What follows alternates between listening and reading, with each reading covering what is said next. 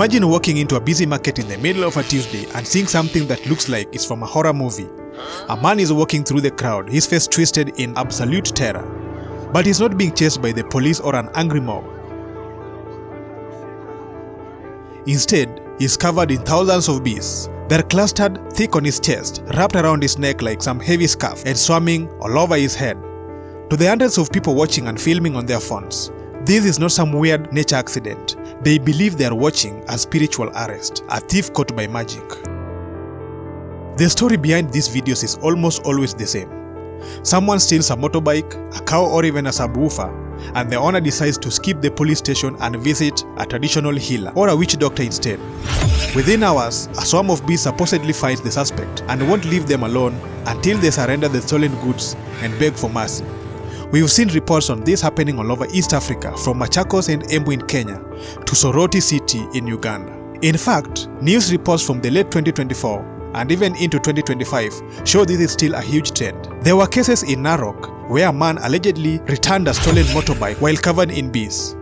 Over in Homa Bay, 2 men were reportedly arrested by a swarm of bees after stealing cows. In Bomet, a man was seen with bees striking his head and neck after he allegedly stole from a neighbor. These scenes always start a massive debate.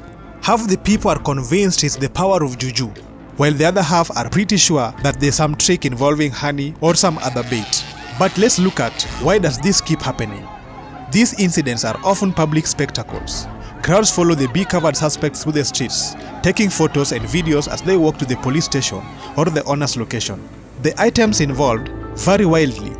Everything from expensive motorbike and livestock like cows to smaller things like money and clothes. The common thread is the belief in spiritual justice, where the bees act as a form of curse that forces a confession. The truth is, you don't need a spell book to pull this off. You just need to understand bee biology. Honeybees are biologically programmed to follow their queen.